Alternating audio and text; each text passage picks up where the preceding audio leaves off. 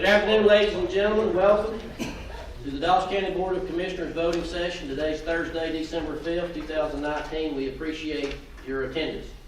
We'll start out with a roll call. And as you can see, we're all here. Opening presentation tonight is the introduction of our new court administrator for the Northeastern Judicial Circuit. So come on up and introduce the new court administrator, and you can explain to why he is the new. Mr. Chairman, ladies and gentlemen of the Commission, and County Manager David Headley, I appreciate the opportunity to spend a couple of minutes with you. After a government career of almost 35 years, just short of 35 years, it's time for me to ride off into the sunset and let somebody else have the office that I've occupied for the last 14 years. I said to the chairman earlier, I retired as county administrator of Hall County in December of 1999. I stayed out 6 years, and judges asked me to come back with them and stay for four years. And the clock ran out of time or something. I stayed 14 years. So it's time for me to say goodbye to you, and I want to say to you that through the years, these 14 years, the county commission and the staff in Dawson County has been just absolutely excellent to work with. We've had a great working relationship, and I will carry that in my memory forever. And so, as I step out, Jason Stevenson is going to be the new court administrator. He's been a staff attorney for Judge Gosselin for 4 years. Jason is a young fellow with a wife and 2 children. He has a servant's heart to serve, and I think all of us have to have a servant's heart if we do what we're called to do as government employees. So Jason's going to take over. I'm going to be around until the end of the year. He's already in the office. Our office now, he and I meet at Chick-fil-A. So we have our discussions. I didn't want to be an interruption to his office as he's getting his feet on the ground. So let me introduce Jason Stevenson, a great guy. He'll be working with you, and I don't think you'll feel any quiver in the changeover from where I've been and where he's from. Jason? And I would just express my appreciation to all of you too. I had a chance to meet with Chairman Thurman today for the first time.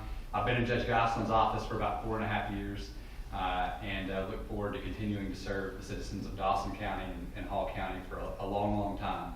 And if I'm half the public servant that Reggie has been, then I consider it a success. And thank you for the chance to be here this evening.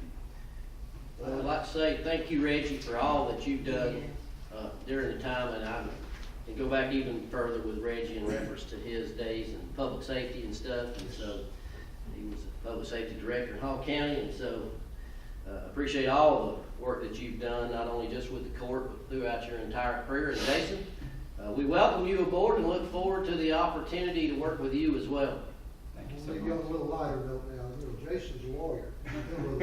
I wasn't going to tell him that. Well, but I need to tell him that because I don't want to get accused of practicing law without a license.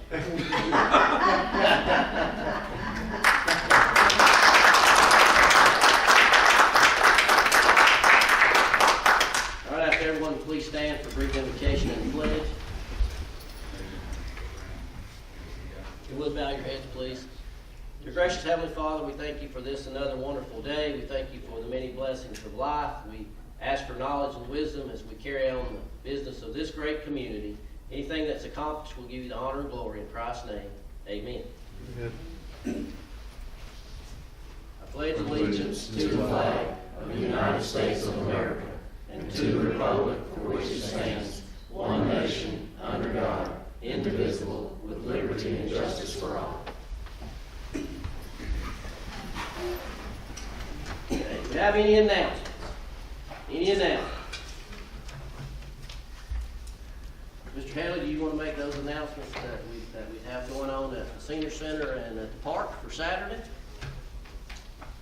Thank you, Chairman. We've got the Breakfast with Santa at the Rock Creek Park. That's from 8 to 11. Yes, sir. Yes. And we have the Senior center. Art with the We have young people. exactly the Senior art, center. art by the young. There you go. That's that Young will be, at heart. There you 10 go. a.m. noon this Saturday, December the 7th.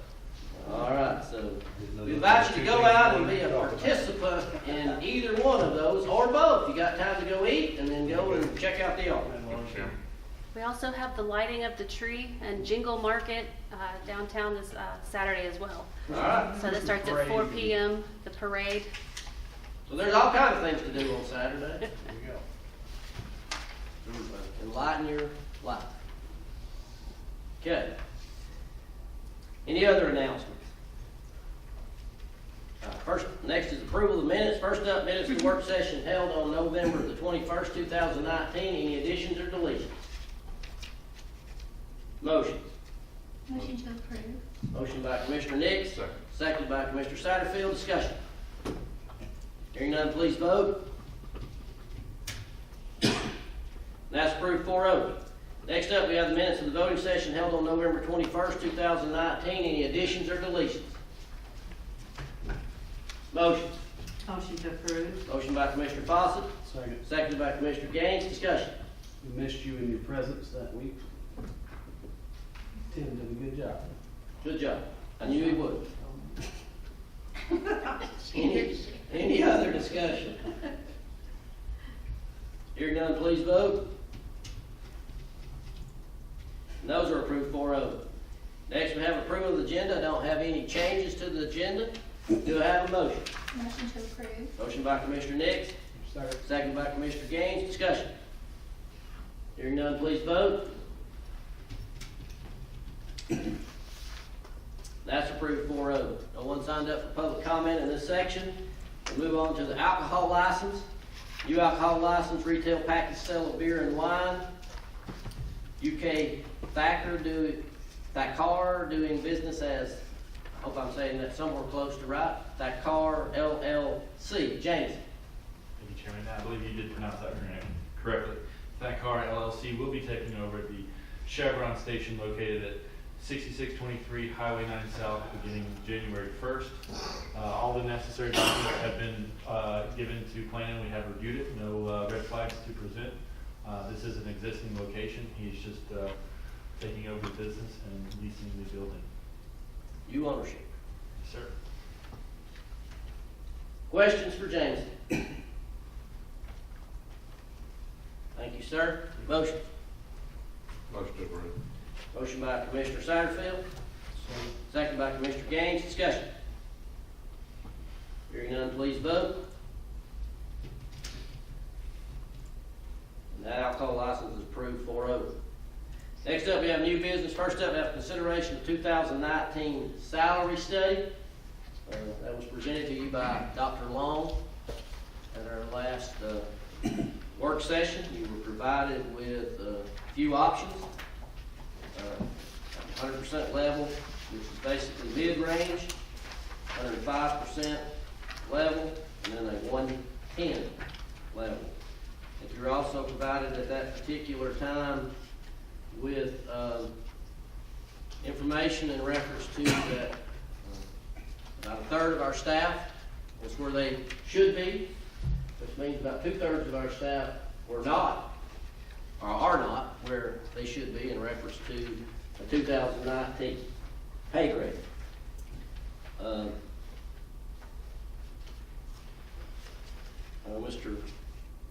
Dr. Long wasn't able to be with us today, but I think Brad's here and David's here, and we'll try to answer any questions that the board may still have in reference to the 2019 salary study.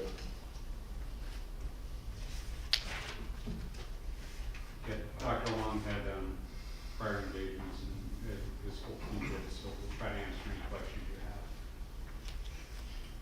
I got one, Chairman. Go ahead.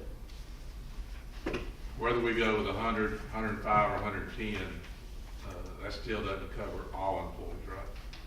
That's correct. I mean, if we went, for example, if we went 110, how many employees would that leave without getting any kind of raise? Approximately 13. And I believe Dr. Long had said that they were already over their max. Over their max? Right. Okay, and then the 105, how many employees did that leave? Approximately 35 to 40. 35 employees. And they would be at over minimum in the mid-range, what is it? Correct, that's correct.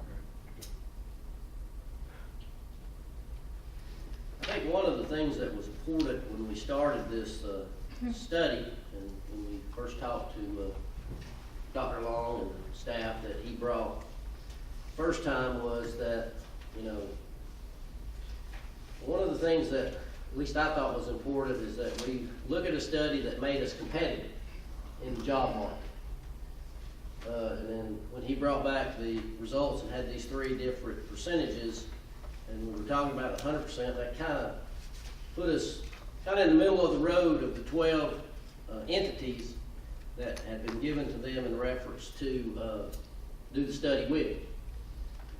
So I guess the situation for the board to determine would be to look, as you're looking at that, if 100% only puts you at the middle of the road, does it really solve the problem that you are faced with and the county's faced with in trying to maintain quality staff and keep those people here and try to generate some long-term stability? Because I think that's our goal, I believe, is to have as long-term stability employees as we can, because it's obvious that the more people that leave and the more retraining that you have to do, the less productivity that would be associated with those employees versus an employee that comes in every day and knows what to do and does that job adequately. I think the board has done a good job over the past 3 years of addressing some of that, and we're looking at that as well, and some of the other things that we're doing, like today when you looked at the new handbook that has some benefits for our employees as well. In the very near future, we'll look again at some things like retirement. We've got some new information on that to look at as well that might enhance our ability to maintain an employee. I guess one of the things looking at it that was concerning to me is we have a little over 100 people, or a third of our staff right now, that's pretty close to where they should be. And so we have options, obviously, and you've seen the dollar amounts. They range anywhere from $900,000 up to $2 million if you go to the 110% category. So you have many options in reference to how you want to fund that, if you want to fund that. I think the thing about it, though, is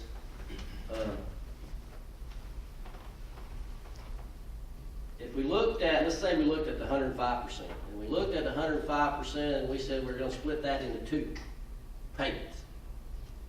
So you're looking at 2021 getting an employee to where they should be in 2019. So do you automatically put yourself in the rear at the beginning with that philosophy? Now that may be all we can afford to do, which is better than nothing. But I'm just bringing this out for discussion.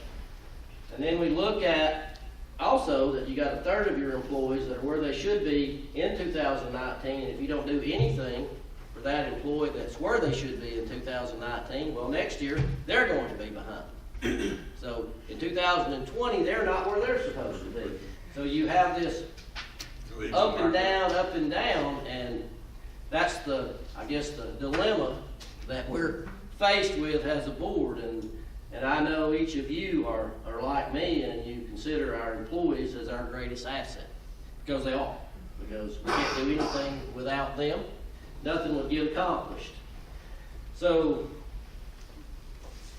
as we look at this and try to figure out a way forward, because it's 2 years ago, we looked at this in 2017 and spent about $1 million getting back to where we should have been after being behind, and some of that was in the downturn, and we didn't have the ability to do a whole lot, because I know, because I was an employee. We went like 7 years and didn't do anything because we didn't have the ability to do so.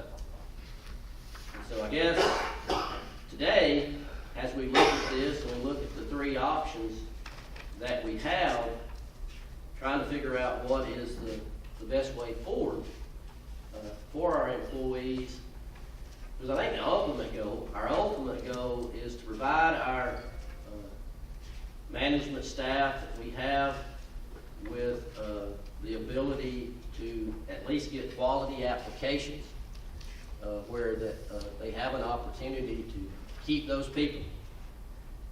The one thing that we don't want to be, that we have been in the past, is a training center.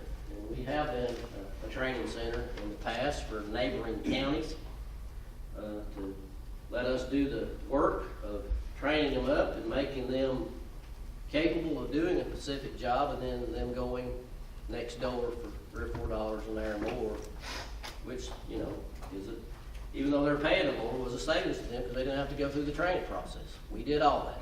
We did that for them and made them pretty good employees. So, I don't know what the answer is. I can't give you the exact answer of what we need to do here. Mr. Chairman? Oh, I'm Go sorry. ahead, go ahead. What is the total to do 2/3, to bring those 2/3 of those people up to? Do we have that number? Well, all of them work within, 2/3 of them, it just depends on where you want to put them. It depends on where you want them to fall out into the competition, basically, that you face to keep an employee. If you look at the 100%, according to what was told there, that puts you in the middle of the road, basically. And as Dr. Long said, when I met with him, you know, now you're at the bottom. So 100% puts you in the middle of the road, but where do you want to be? Do you want to be in the middle of the road and continue to see your employees go down the road? Or do you want to try to get further up in the road to where hopefully they'll stay? And 105% may do that, may give you the opportunity to do that. 110% obviously is going to put you in the upper echelon 90 percentile category, to where you are really competing with the people that are taking your staff. So, and then it goes back to, obviously goes back to what can we afford to do, you know. Because, as you know, salaries are a forever cost. It's not something that goes away, it's not a one-time cost. So you have to be able to manage that year to year to year to year. Because the thing you definitely don't want to do is, you know, do something and then you start a layoff program.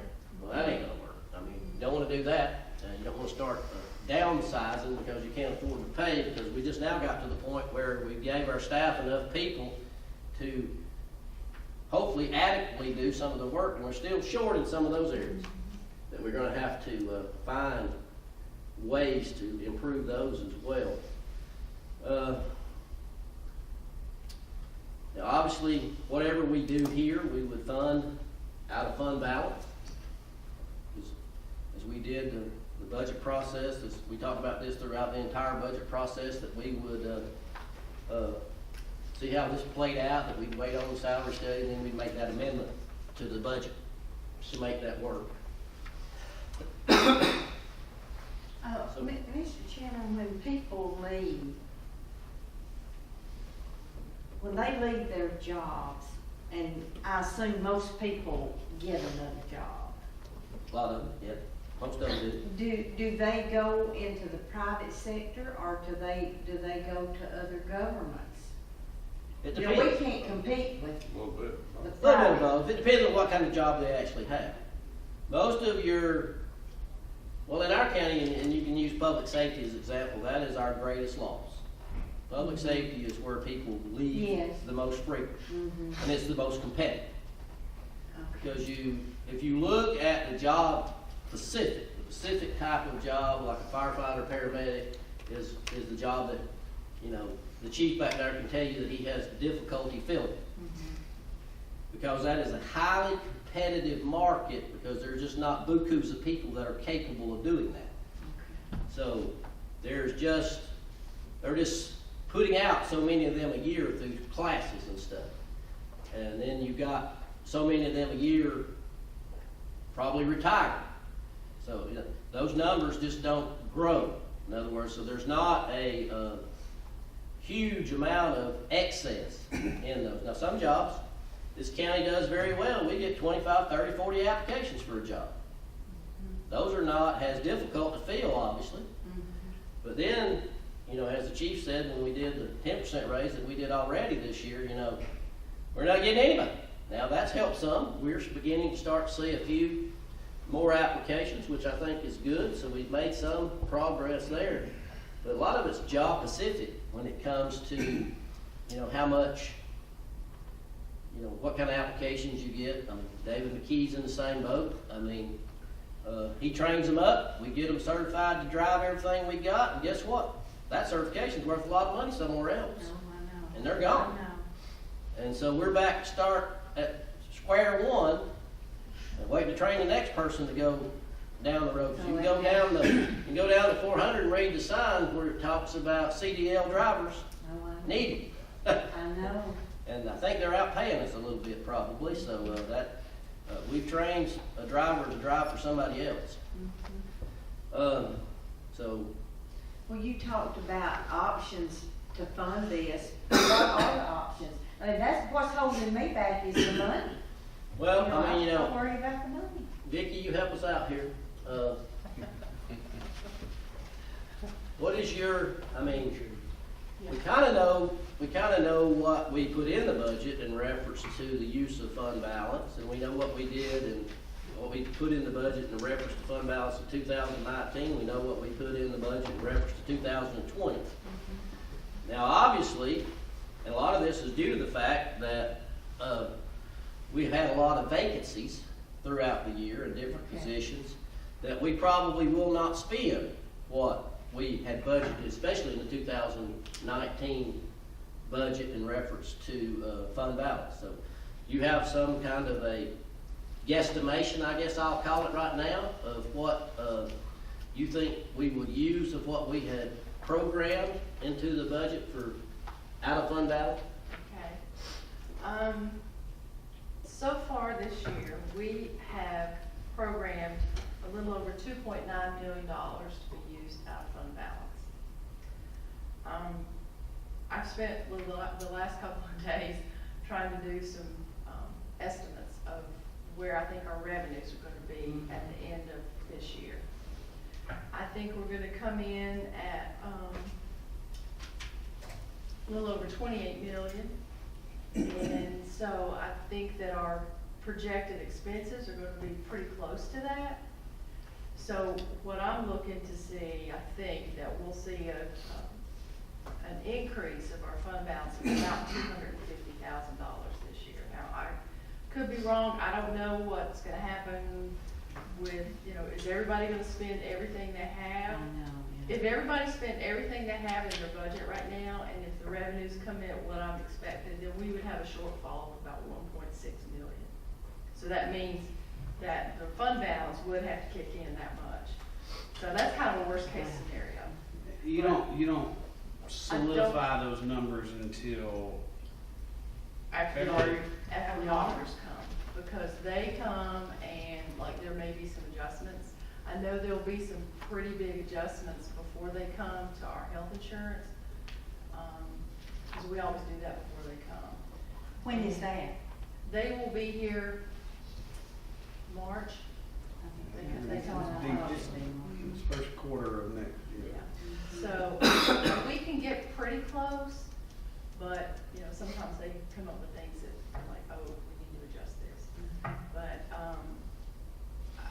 I'm hopeful that we will see an increase in fund balance. There for a while this year, I was kind of worried that we were actually going to use fund balance. Yeah, you sent us that email.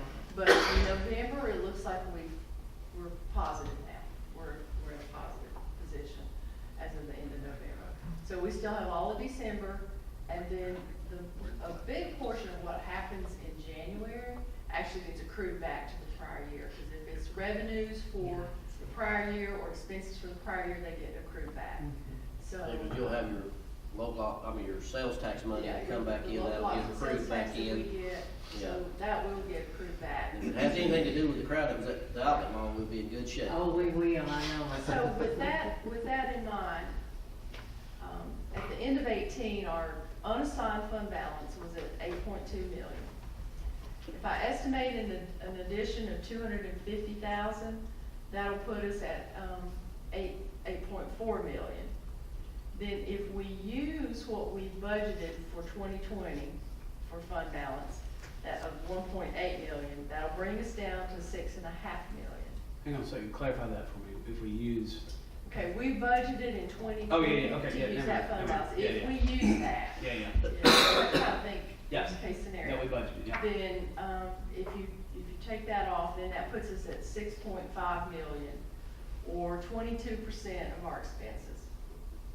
All right, with our budget for 2020, the way it is right now, our budget for 2020 is $29,911,503. You know, our policy is to stay between 15 and 25%. So 15% would be 4.4 million, 20% would be 5.9 million, and then 25% would be 7.4 million. So, Or it should be around 6.5. yeah, the 6.5, I think is a good number. That's 22%, that gives you 2.6 months. So 15 would be, what'd you say, 4.4. 4.4. So if you go back and you start looking at the numbers, Commissioner Fawcett, 100% was $900-something thousand, $974, I do believe. So if you took that off the projected 6.5 million, then you're down to 5.5 million. The 105% was 1.5 to say even, because it's 1.4 something, then you'd be looking from 6.5 down to 5 million. One thing I would like to see us in the future, and I don't know when this day will come, but I would really like to see us try to get away from budgeting using fund balance, because I feel like that it's almost like you're paying your house payment, but you're borrowing money from your savings account to pay your electric bill. Does that make sense? Yes. And so, you know, eventually we will get to that point that our other revenues are high enough for property tax and lost and everything else that we won't have to rely on fund balance. So, but we're lucky that we have it. We're there. It's there if we need it. And, you know, it's an important peg in our financial status, because without that fund balance, we're gonna be borrowing money short-term to make payroll. Right. And so that gets us through the lean times. But, anyway, I hope that information is helpful. Any other questions?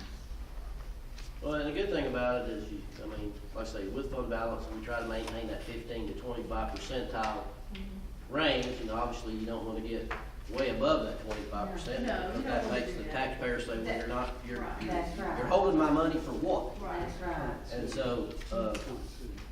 and that's You know, the there's a reason, good balance there. that's the reason you gotta have that balance, and we have that number, which makes us, you know, I guess 25% would be what, probably 3+ months of operating expenses. So if we had a real bad situation, How many months?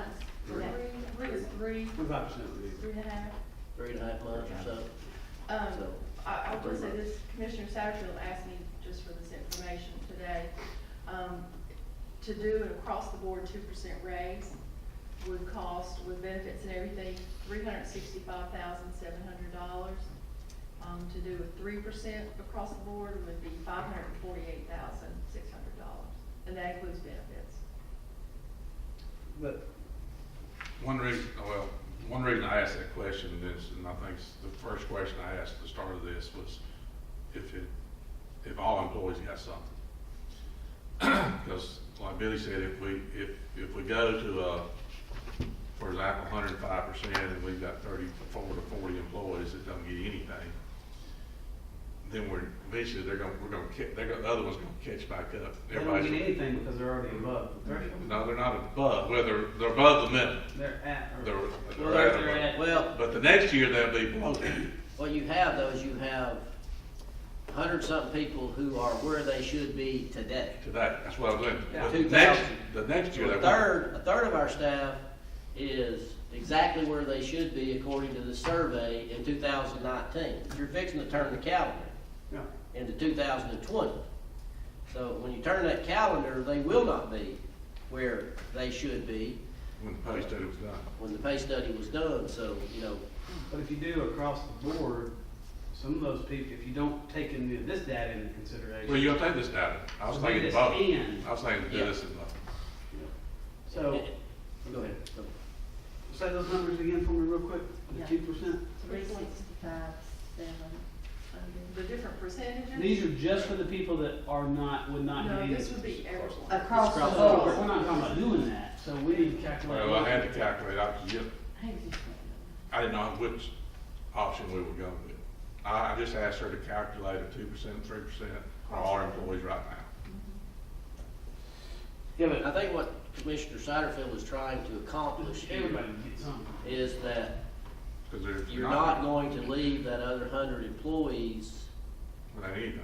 in the 2019 number when 2020 turns around, because if you do 105%, let's say you did 105%, some of them would be in that, obviously, they would get something because if number goes down to 40 or 50 or however many that's not associated with that, but then you would still have those 40 or 50 that would be where they are supposed to be today, I guess, or even with the 105%, they'd be where they're supposed to be, so, Right. yeah, so.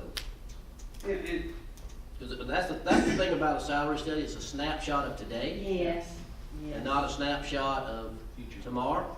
It's a snapshot of the day, and I guess that's where, it's been difficult to maintain, and the reason you get behind and you get caught up is, you know, year after year, we do 2%, and then if you look at the last salary study that was done and adopted in 2017, if you looked at the step by step increase that was proposed, it was 2.65% year to year. So if you're doing 2, then you're at 0.65 below that on an annual basis.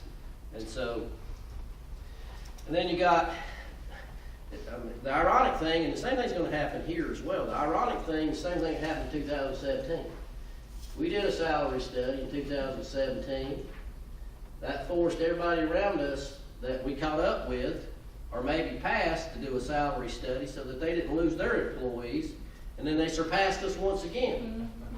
I'll explain. And as you hear throughout, I mean, just like, you know, when we talk to public safety people in Forsyth, you know, they're talking about a 10% pay increase across the board. Well, where's that gonna put us? That's gonna really knock us in the head, for sure. And we know for a fact that Cherokee County, who was in the study, is doing 11 one year and 12 the next year, 23% pay increase for all their employees in a 2-year period. And so, you know, that was one of the questions I had for Dr. Long. I said, are you gonna capture that in this? Because if you're only capturing this year's 11% increase, then you're not capturing the 12. And I don't know that he did or not. I never did really get an answer to that question. Matter of fact, I was gonna ask that question if he had been able to come tonight. But, if he did not capture that, then obviously you didn't accomplish much in those 2 counties, and I'm just using those 2 counties as an example. Because those are 2 counties that, you know, these are things that you hear, and that you, well, in Cherokee County, you know it to be a fact. And so, go ahead.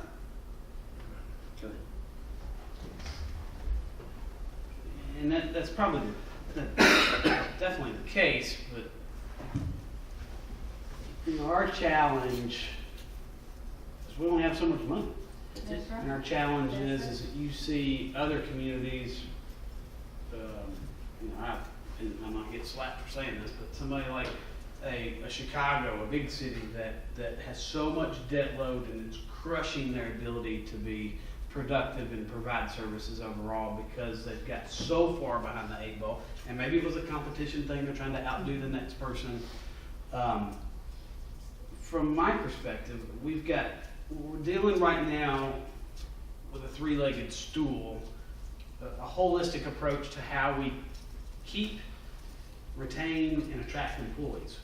One of them is salary, what are we paying them? The other is what we talked about tonight, the handbook, some of those benefits. That's right. There's a cost associated with Yeah, that. retirement. The other piece, which is forthcoming, which is our benefits, 401k, things like that. So there's a lot of moving pieces, and I prefer to take an approach as we look at it as one program, and what are we doing? Because we've got the best health insurance program anybody that surrounds us. That's true. And if we can communicate to that employee that's here, or that employee that's coming properly, that you might get $1 less here, but your benefit here, as part of that three-legged stool, is a much taller stool and stable stool than just trying to, jump for $1. To me, it's the communication piece of the great things that we already do have, and how can we improve and tweak some of these things, and tweak every one of them. Let's not just tweak this, let's tweak some of these other things. But there's a cost associated with all of them. So I can't make a decision in a vacuum with just these numbers without taking into consideration All the other. the other legs of the stool, because then I'm dealing with a pogo stick. And I need to know really the data that we ask, and I've expressed to Vicki, I want more numbers on what and you brought them tonight, and I need to digest them on the handbook, and I'd like to get some general idea of where we're going with the cost potential, which I think you've been working on for the 401k and things like that, because each segment makes up what we are paying for labor and services and commitment to Dawson County to each employee, and they all are important. Some people say the benefits are more important than the salary they make. You got school bus drivers that are doing it just for the health insurance. So they're all equally important. Maybe not equally, it just depends on your perspective. But I need to see, it's a fact that we are trending behind based on this data that's been generated by a third party.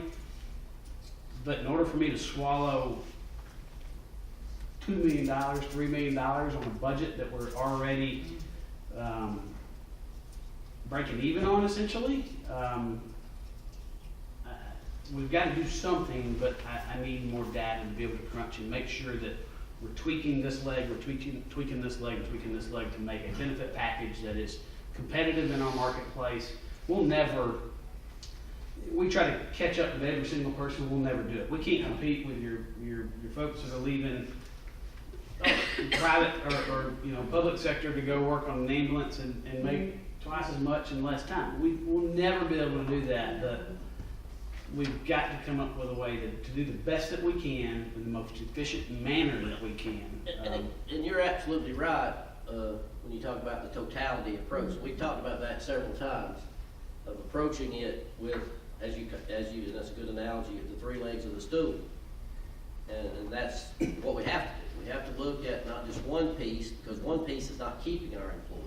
All of the pieces is what it's going to take to keep our employees. And you're right, educating our employee to the point where they understand that, yes, maybe, ABC County pays 50 cents an hour, 75 cents an hour more for that, but they're going to charge you 30% of your health insurance, where we only do 20. Yeah. So that's a big, and those dollars add up. And each leg is different to each person. Each employee might be, Yeah. it's you might find an employee that's in whatever department, they care about that. What is the dollar bill I'm bringing home? They care less about the insurance. They care less about the benefits. But the understanding of it, though, if they fully understand it before they walk out the door for the dollar piece, they may realize that when you subtract that from the check, you're not bringing home any more. Right. Because you're paying 10% more for that health insurance piece than you were paying in Dawson County. So, it may wash out, or it may even wash to our advantage, that they have a full understanding of every piece of that, or every leg of the thing. And the same thing in the retirement, if we make some upgrades to our retirement, then, people say, I've already got 17 years here, I don't need to build but 5 or 6 more to be able to meet this new threshold that they just approved. And then I'll be able to retire. If I move, then I start over in that, and then I wind up with a reduced amount here that, you know, is easily given to that employee through our agency that we have that passes that information along. So yeah, it has to be to me it has to be a total package that, you know, you're right, we may not where we're at the top, which we can't afford to be at the top probably, but we're at least competitive, because the thing that it goes back to always for me is we are required somehow, some way to provide certain services to the citizens of this great community. And that requires staff to provide those particular services. And we've got to figure out the ways and the means to provide those particular services adequately to the citizens of our county, because to say you have a service, but if you're not providing it adequately, then you still don't have what the citizens need and deserve. I mean, you could make fire cheap, and you could make EMS cheap and have 1 ambulance and 2 fire trucks. But that's not adequate. That doesn't do the protection that you're required to provide. That doesn't give them the protection. And then they're all going to scream at you anyway because their insurance rate's going to go back up. You know, one of the things in reference to that is obviously, you know, how do we meet that necessary service delivery need that we're required as commissioners to provide to our citizens, and do that with quality staff and not bankrupt the county in the process of doing so. All right, so if I understand you correctly, from listening to what's been said here, we don't have as much information as we'd like to have.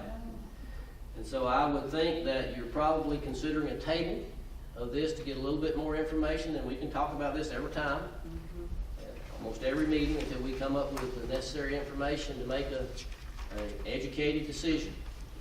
I think I will have for you the retirement information, hopefully by the next, maybe by the next meeting. And we can do some self-figuring ourselves.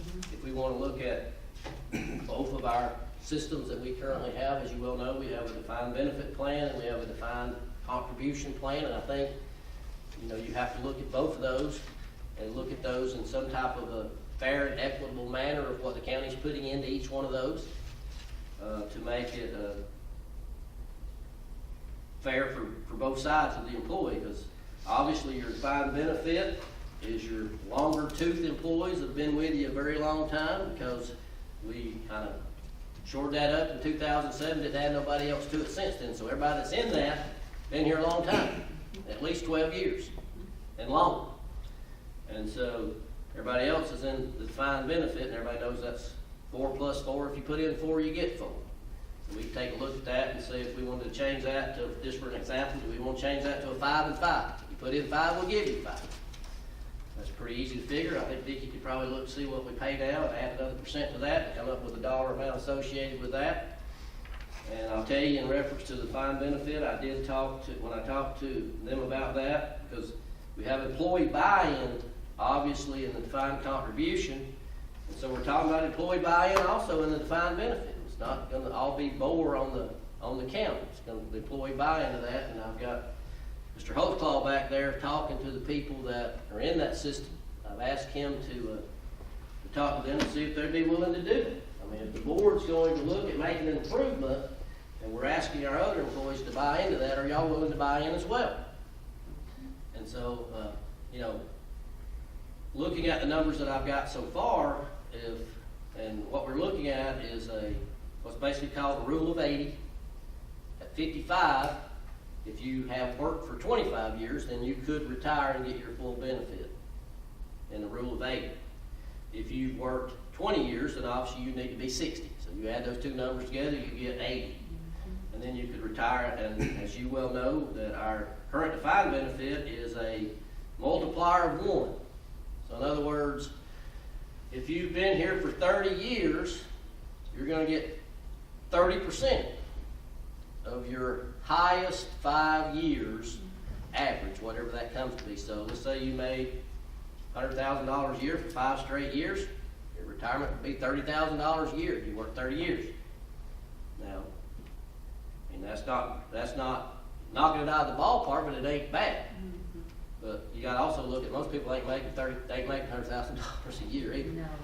So so I think, but it kind of gets us. What it does is it kind of gets us on a level playing field, because if you're in a defined contribution, you can take your money at 55, and you can do something with it if you so desire, because it's, county's got a piece into that, but you also have a piece, and that's your money, and you can take that money and do whatever you decide to do with it if you wanted to retire at that particular age. So I think, trying to, as part of that, trying to, shore those up and give people that are on both sides of that fence, something as well as part of this totality package. So, like I say, but going back to where we're at on salary study, I'm listening to everybody. I think you're probably in the mood to table this, and then we'll gather more information, and then we'll bring it off the table as we move forward. We'll put it on the next voting session as well. If we're not ready to do anything then, we'll table it again. But if that's your desire, I'll take a motion to table. So moved. Motion by Commissioner Fawcett, Second. second by Commissioner Gaines. Discussion. Just one quick clarification point. There's been a lot of conversation around our expense side, but this board has taken a lot of action on addressing the revenue side too, in many creative ways over the last couple of years, and revolving around the fee schedule that hasn't been addressed in 15, 20 years, and that generates additional revenue by those that are moving into our community, and they bear some of that burden. We've invested in the development authority more, that ideally drives additional growth in the commercial sector to look at revenues and impact fees that are palatable to bring those companies in. And so we have as well, we had the challenges of the expense side, but we've also, I think, commend this board for looking at creative ways to generate revenue that doesn't hit the backs of the citizens that already live here. Well, and a good example of that is those things that we've addressed, like impact fees and fee structure for our different fees that we charge and things like that right there, gave us for the opportunity for the first time in 15 years to lower the millage rate. Something that hadn't been done in 15 years. Now, we didn't knock it out of the park and lower it a whole lot, but we made a step in the right direction. And it shows the citizens that, these 1 cent sales tax for Splosh and Lost and E-Lost for the school system is actually working, because when you look at the totality of a penny of sales tax and you compare that to about 4.68 mils of property tax, that's huge.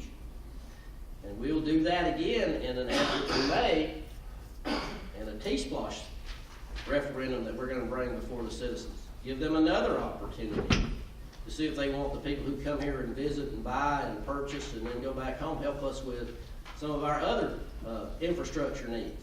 We'll give them that same opportunity to do that one more time. And so, we continue to look. And another great example of that, and we've done a lot of that, especially in the last 3 years that this board's been together, is grants. We're building a brand new senior center right now with a $750,000 grant from, plus a great donation that we received. So, the board's working hard on both sides of that fence, the revenue and the expense side. But I'll say, in reference to the expense side, is the expenses that we have made, especially in the last couple of years, have done exactly what we wanted them to do, is increase the productivity and efficiency for our citizens.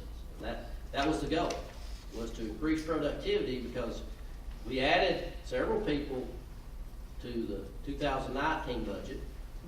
We didn't add any this year much, but we added several people.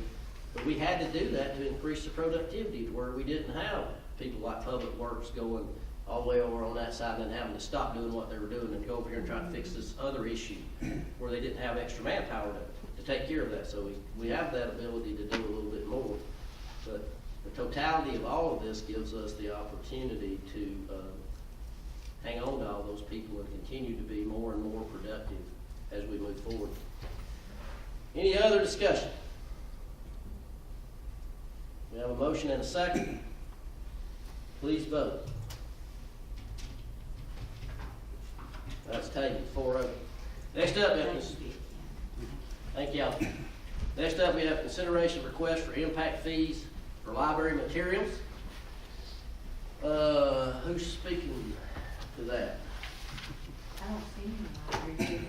Vicki, can you speak to that, what they're asking for? And I know they have, in the impact fee schedule, there is money for supplies. Don't know how much they have and what they're actually asking for. What was it that they asked for? Was it 8,000? I thought they wanted 19,000. Do you know? I thought it was. Look back at the minutes. Remember what it was? I won't hear. I want to say it was 19 or 20. I think it was half of 38,735. Yeah. It was, so 19, that, yeah. Okay. 19,000? Mhm. Okay. So how much do they currently have in impact fees for supplies and materials? Well, for the whole impact fee program, they currently have $257,000.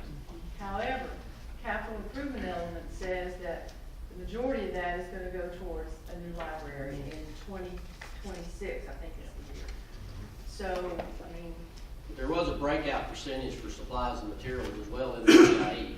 yeah, there was, hang on a minute, I think I've got that, just a second. I guess that's the question I have, Mr. Chairman, is this considered capital improvement as far as? This is not, but there's segments for building structure, and there's also segments for just supplies and materials. That's right. Which would be books and periodicals or whatever it is, whatever they may need.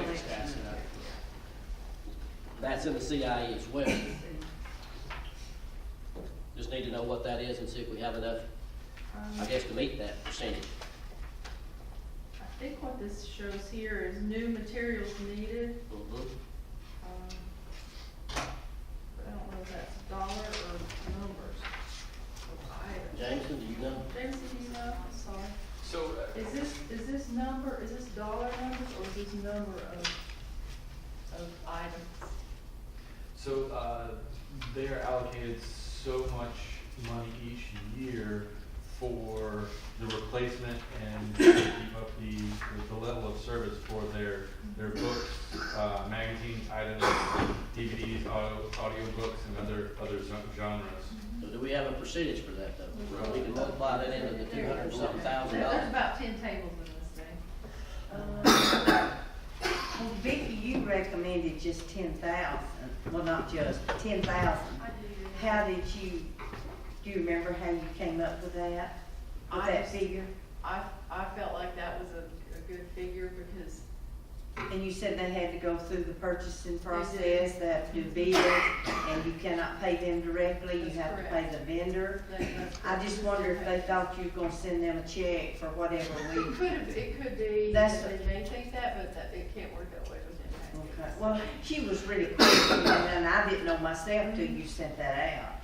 So, I just kind of pulled 10,000 out of the air. I mean, I really didn't have any kind of analysis on it. I just thought, well, we can start out with 10, and then if they come back and say they need more this year, then. Well, I know there's got to be a percentage associated with that, that's for that particular item. Of the Well, they talked annual, about you a said an discard annual amount percentage. could go to that, some of the annual amount, so. Right. So as you look at the totality of their entire program, It would be, so their percentage that they would have to pay would be cover 99.49% of their costs. So they would have to cover the additional half percentage.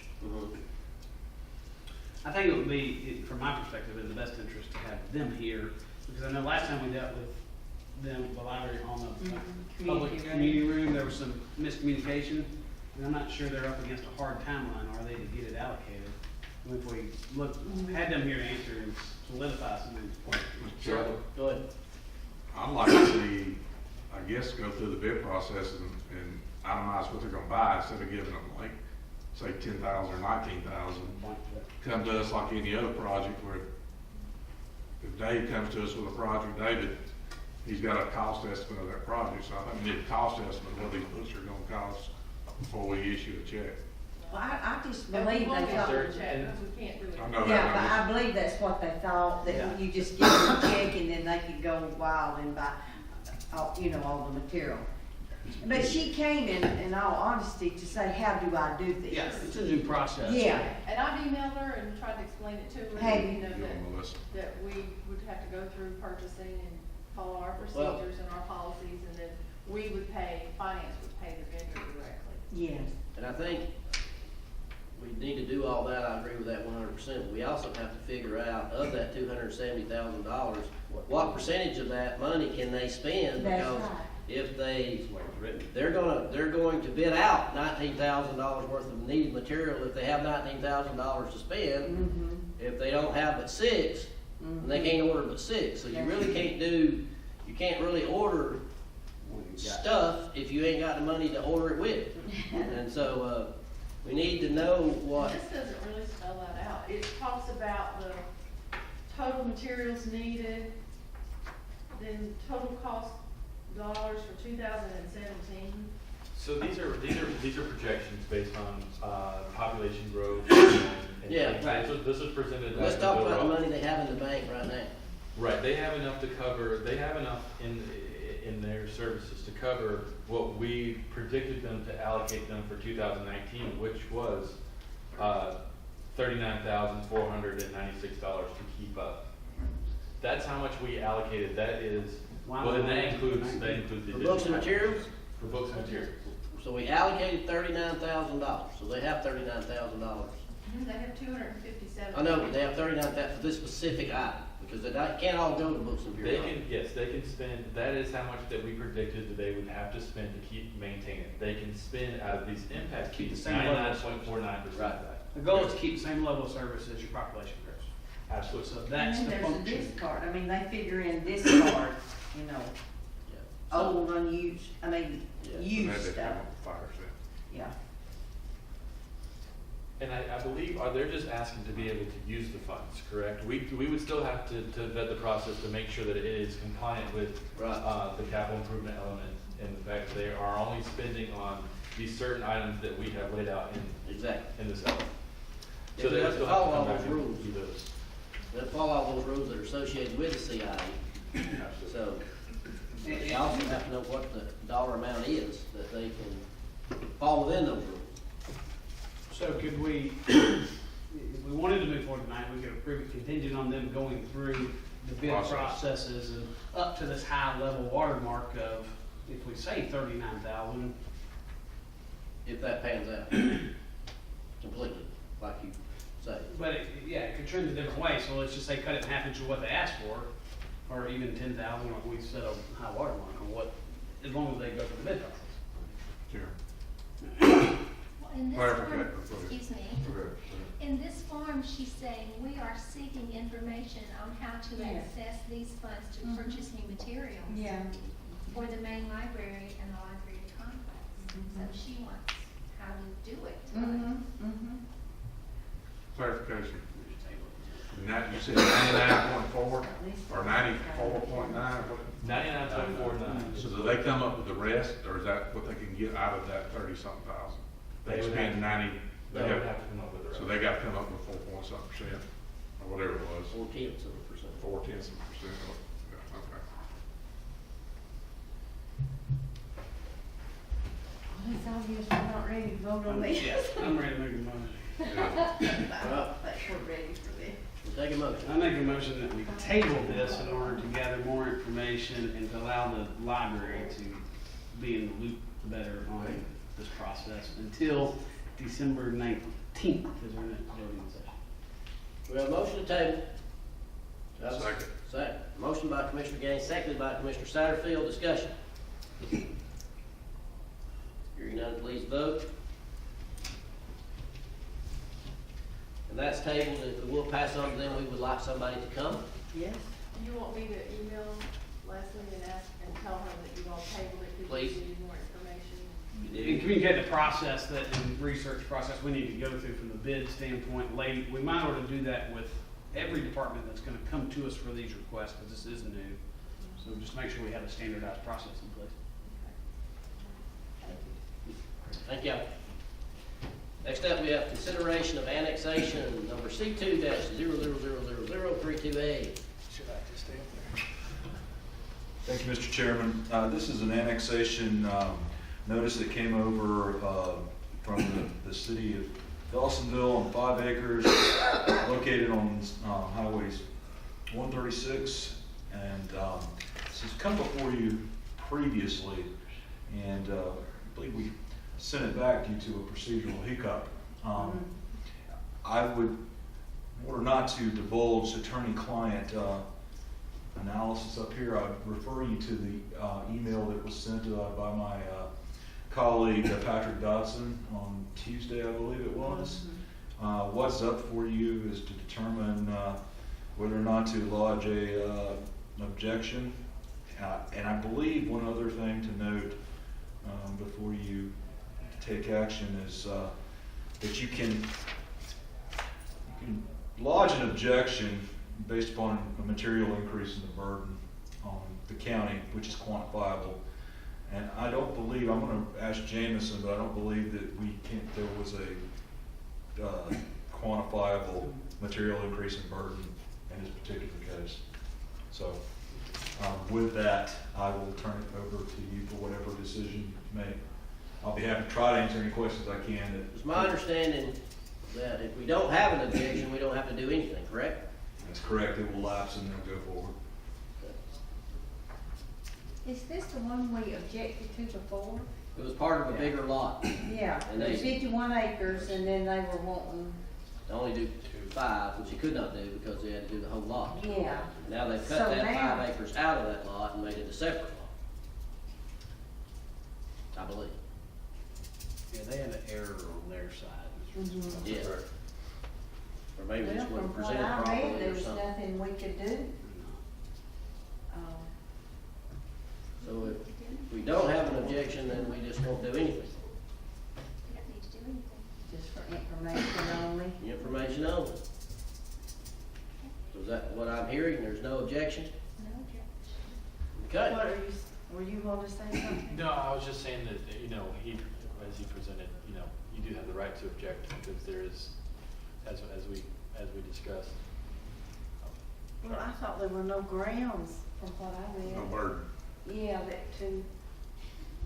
from each, they listed some points and it said that, you know, you couldn't see Yeah. anything wrong with it. Was it done perfectly? No. Is there a material increase in burden, which is what you look at? No. So, are we good? We don't have to vote, just say it was presented for information? That's what we did before, but. Yeah, we don't have to vote on it. No. We're not gonna take action against it. If you don't take action, it'll just go forward. And we save attorney costs. No. All right. That's So, right. nobody signed up for public comment in this particular section either. With that, we are adjourned. Thank you for your attendance.